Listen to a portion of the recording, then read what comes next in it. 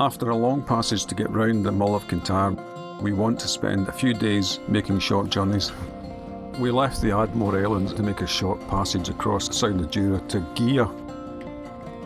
We were aiming for an anchorage at the top end of a beautiful beach.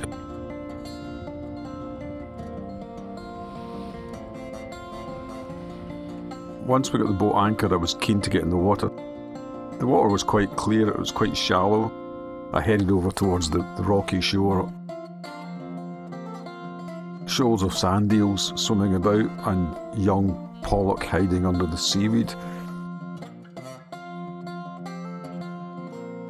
The young pollock would dart out and take chunks out of sand eels.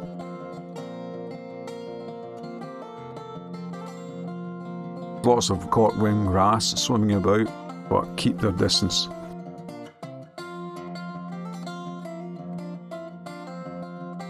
Once I got back on the boat, I took Jess ashore and she was keen to play in the water.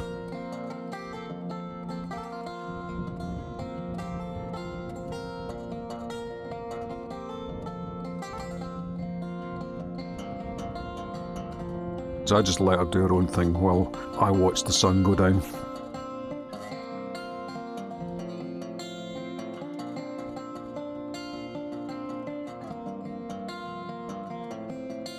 At the end of the night, we sat in the back of the boat and watched the pair of otters.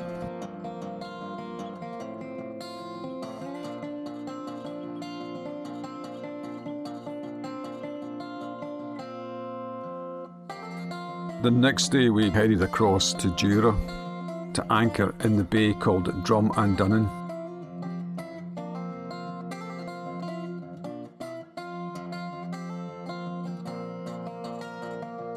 Once we got anchored up there, I realised that I'd anchored in a seagrass bed.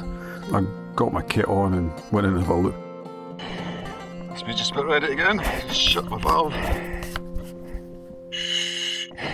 70 bar. 3 metres.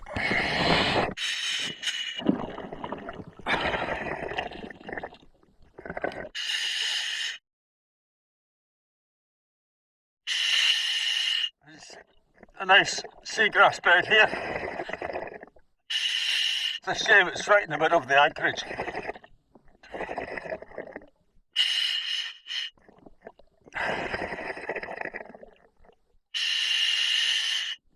It looked a lot deeper, a lot more vibrant or verdant. Dorothy's controlling the ROV.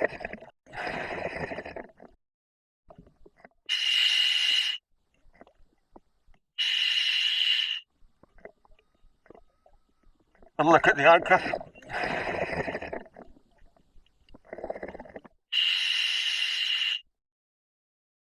Just short of 4 metres at the moment.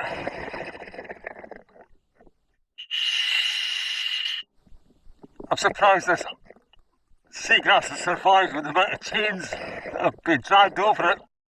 You can see what we've passed over with our chain.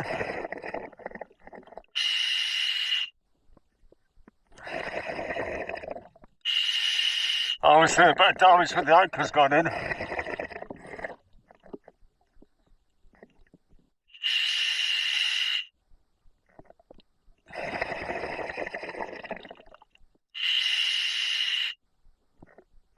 Oh, that's one of the sand eels.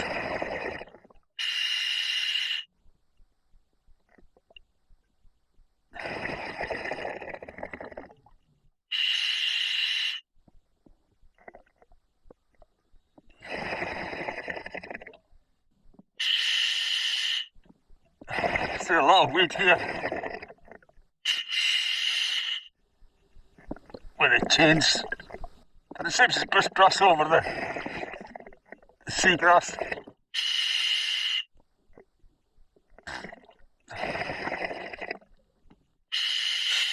Actually, it takes away the weeds rather than affect the seagrass much.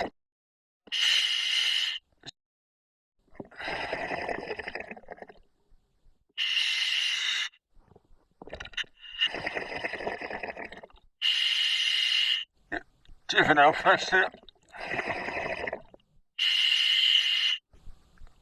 Possibly big.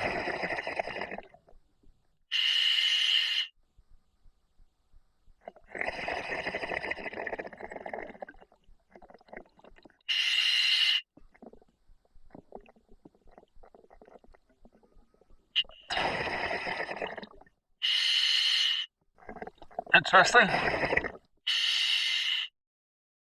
Stickleback.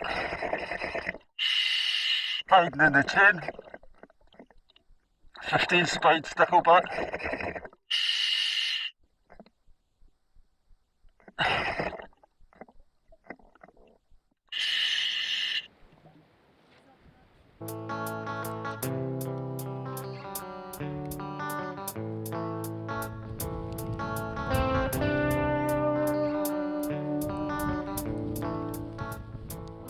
A Sea Eagle gives us a flyby, which is fitting given the name of our yacht.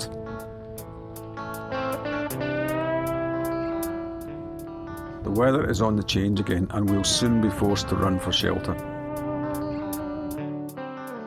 We leave the beach to the locals and prepare to catch the tide going north in the morning. Our neighbours in the next bay have already made the decision to leave, heading south with the tide.